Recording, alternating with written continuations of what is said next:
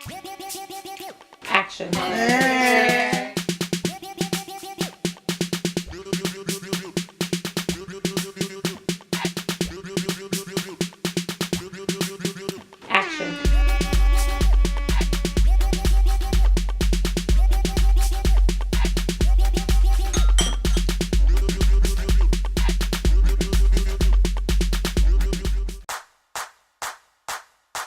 Welcome to Wine Whine, where we get together and do a lot of talking and a little bit of drinking most of the time.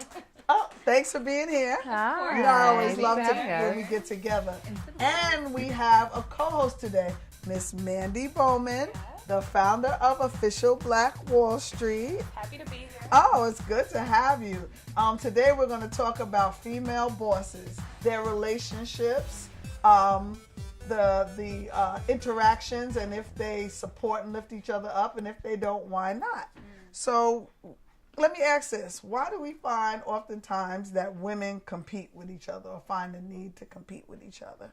I don't think there's anything wrong with competition. Men compete with each other all the time. So what's so bad about a woman competing with another woman? Yeah, I agree with that, but I do feel like some females feel like there's only a spot for one of us. Exactly. So we compete with each other. I feel like that's the case with most minority groups. But are there more than one spot at the top for the minority groups? The Well, various there's only- minority groups? When it comes to the top, there's usually only one spot. That's one way to look at it, but you can also have the philosophy that there's infinite spaces that maybe haven't been created yet. And what we're doing with the rise of entrepreneurship is creating your own spot at the table, and or create the damn table if there's no spot for you at the table. So you can also look at it as there's infinite room at the top. And you know, I think that sort of patriarchy is really involved in women competing with women, because if women are fighting each other, guess who's not fighting against men? And then they won't have a problem staying at the top. So if we're infighting, then we're keeping each other down. But if we lift our sisters up, then we all get to rise. So that's what I think. But the numbers support that there aren't that many women who are given access to the top. Right? It's in the low teens how many women are like heads of Fortune 500 companies or sitting in C-suites. Yeah. So, But I feel like that's an opportunity for us to bring more women on board. Absolutely. So even in all of my positions, anytime there's a woman who hits me up on LinkedIn, I'm like, yes, let's meet, let's talk, I'll give you these resources. Because if we're not in that space, then we can't bring more on. do you think women are harder on women? Yeah, definitely. Why? Is that fair? I like, that's unfair to me. Why? You should be hard on everyone just as equally. Like, it should be spread evenly. I guess I'm thinking if the intention behind it is I'm harder on you because I have a expectation, or I want to mold you, or I know that there's no room for you to mess up because they are working, you know, they are watching us. So I am going to be harder on you because I'm trying to call you up higher. I'm not trying to break you down. I'm trying to call you up higher.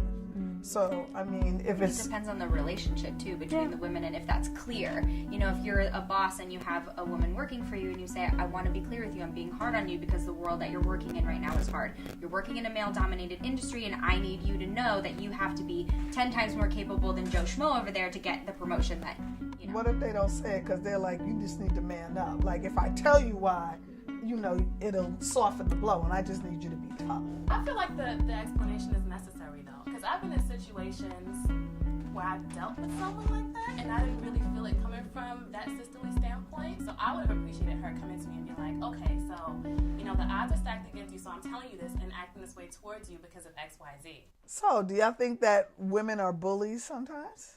It can be, just like anyone, right? Yeah, absolutely. And I mean, I'm not in favor of bullying, but I'm in favor of competition, obviously. So, you know, test me, you know, make me, you know, rise to the occasion. I think it's easier to see a woman as a bully, though, when they're in a corporate position or they are a CEO, where if a woman treats a situation the same way that a man would, you know, he's seen as assertive, he's a boss, but a woman is bossy, or she's bitchy, domineering, or bitchy, or all these things that we would never call a man just because a woman acts the same way. So I guess it depends on what type of... I think women can be catty. Women can chop each other down. It happens all the time. I think it's really sad. But then if you're talking about a female but so boss, can men. But that So point can you men. made, why are women sometimes seen as catty and bitchy or whatever, and men are seen as competitive and focused, We're right? not supposed to be competitive. We're supposed to be soft and, pink on the inside. So we're Like not me? supposed to be seen. So sore. So, but really, I mean, if a woman has ascended to a certain level, do you think there's still an expectation of her being soft and pink and No, and absolutely. I assertive? feel like you can't get to that point if you're soft and pink. And Right. assertive. So But I why think would they women have that still expectation? Want you to be on some level, and that they'll talk behind your back and call you all types of names just because you did what you had to do to get ahead. You played the game the way that a man would play the game. Right. But we don't like when women do that. Like there's just such a stigma around a woman with power. And loud. Yeah, loud, absolutely. Right. Also, I mean, when we stick ourselves inject ourselves into conversations or activities, are we rebuffed? But to the point of women being women, if you have stuck yourself in there successfully, do you bring other women into that too? Yeah, I think, I'm in favor of bring in your strongest team. Sometimes a woman has a perspective that only another woman would have and can support, and sometimes a man just won't be able to get that. But you shouldn't bring in another woman just because she's a woman. If a man could, support your idea and your vision as a boss and a CEO, bring him in. But I think it does raise an important point about having a diverse team, because we see issues like in government where there's a vast majority of men, and when they're legislating things that have to do with women, it's like, where was the female voice in that room? Or where was the voice of color in that room where they decided to run that racist ad or whatever it was? It happens all the time.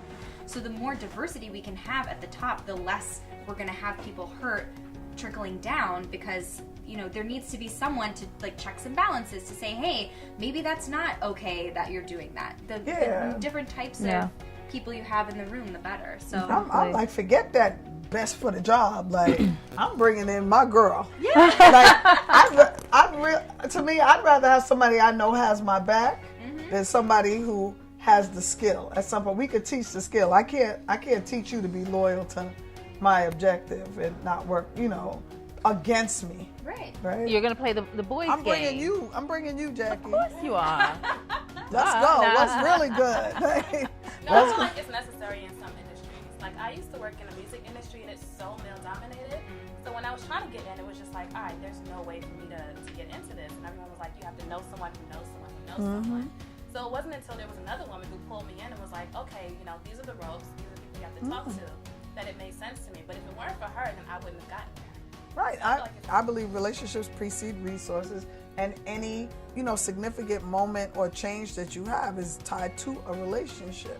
So I think that, I would be mindful of what relationships I create, and I would try to create some that would help me get forward. And it'd be great if it could be with women. Yeah, and sometimes we don't even realize that women are capable of doing the thing. Sometimes we just assume that a woman wouldn't be capable and a man would. But a lot of the times it's just because women haven't been given the opportunity, so they can really rise to the occasion. But if we just preclude them by saying, no, she doesn't have the skills for that, you have no idea. She could actually be amazing for that role, bring a new, fresh perspective, but we just assumed that that was a role that a man would be better suited for because of his skill set. That's great. And we're going to take a little break from this conversation, as good as it is. We are going to go to our business spotlight, where you can talk to our lovely co-host, Miss Mandy Bowman. Okay.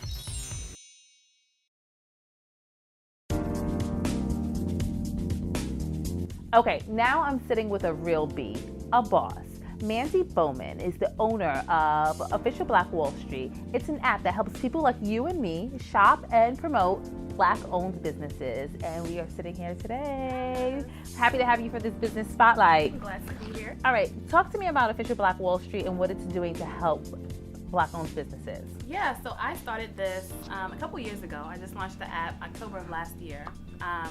And my biggest thing was I couldn't find Black-owned businesses, and I know that, Black entrepreneurs face a lot of difficulties when it comes to growing their business. So I figured, why not create something where people can support them and, easily find them?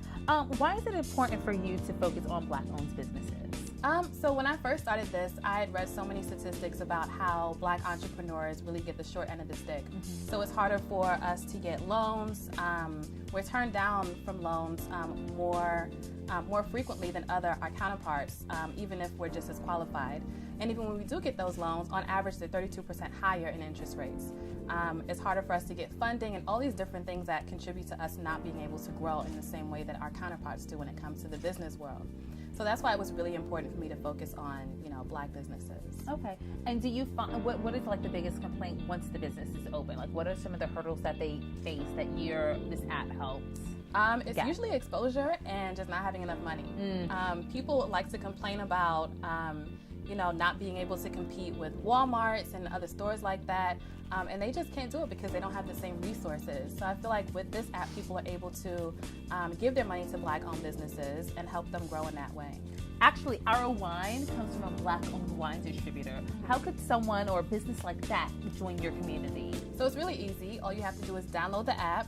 There's a little submit button in the middle. You click that, and then the submit business button pops up.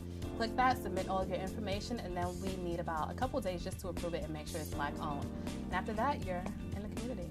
Awesome. Well, we're happy to have you here. Thank you so much. Here. Thank you. Wondering what we're sipping on today? We have a Kenai Peach by Kenai. This is a delicious and refreshing, light, sparkling wine. This would be really good to have as part of a wine spritzer or maybe even to make some sangria, and it would pair very well with some fresh fruit or even a dessert. So if you've got a wine tasting coming up and you've got some sweet treats that you're serving up, this would be a great wine to pair with that. And the best part is you can pick it up at Bronx Spirits or Liquor and Wine Warehouse, and the address for that is below. Cheers. Welcome back to Wine and Wine and our conversation about women in the workplace, the good and bad of our relationships. So I want to ask, do you feel like we're hurting each other or helping each other in terms of pushback we give each other? Like, does it help you, like, I'm going to show them type of deal? I think it's unfair to generalize. I feel like you have to take it case by case. I love to think that as women we are helping each other, but helping each other does not mean just bringing someone along. Sometimes helping means, like we said earlier, ruling with an iron fist, being competitive, teaching through, real life situations. Do we start a movement? And if we do, what kind of movement can we start to really try to foster some collective responsibility and more of a sisterhood bond in these professional environments? I feel like we already have that. I mean, I've been in some situations where even in that professional sense, it was still, although we had that, it was still kind of cliquey. Like what? what? I worked at this one company. There were a lot of women. They were all extremely intelligent, extremely talented. But I didn't feel that sense of sisterhood or like we're collaborating on things. It kind of felt like I couldn't go to them about things or I was in competition with a lot of them. So I feel like there should be some kind of I got you, movement that we spread within different organizations where you feel like people have your back. So what's our hashtag gonna be? These are hard questions. Look at me coming up with the good questions. I make you work hard for the. Sisters at work. Hashtag sisters at work. What about she's my boss? I like that. Okay. Hashtag lift each other. I like that too. Oh, You can be our hashtag queen. Or I can read them off this card. Hashtag work with her. I like that one. Okay. I like work with her. So how can we start something like that? Let's start right now. Okay. We're gonna send out a tweet. Instagram. Yeah. Okay. Facebook it. All the avenues. You down with her? Down. Yeah. All right. So before we wrap up, one last, if you were talking to your younger self, one thing that you would tell her about how to handle herself in a professional environment if she came up against women that she thought weren't supportive of her? Don't back down. It's okay to speak up. It's okay to show who you are. It's okay to, in a respectful way, voice how you feel and voice your opinion, because that's what they want to see. I'm going to say the Michelle Obama. When they go low, we go high. And if someone is, trying to knock you down, do not stoop to their level, rise above it, be like the goddess that you are, and hope that they can come up to you instead of you stooping to talk to them. I would say don't take it personal. I mean, everyone has their own way of doing things, but it's not representative of everybody. So you just keep doing what you're doing. One of the 4 agreements, one of my favorite of the 4 agreements, don't take it personal. Well, I'm going to be the other people. Forget her. No, and I mean that in the most, almost like the don't take it personal. Like, forget her. Don't make them your problem. Yeah. Like, figure out how to blaze a trail. There's always going to be something in front of me. I'm going to get to these shrimp in a little while, but right now I got a bottle in front of me. I don't want to eat on air, But how am I going to get around you and this bottle to get to those shrimp? Sometimes you just need someone to help right, you. and it might, Oh, here you go.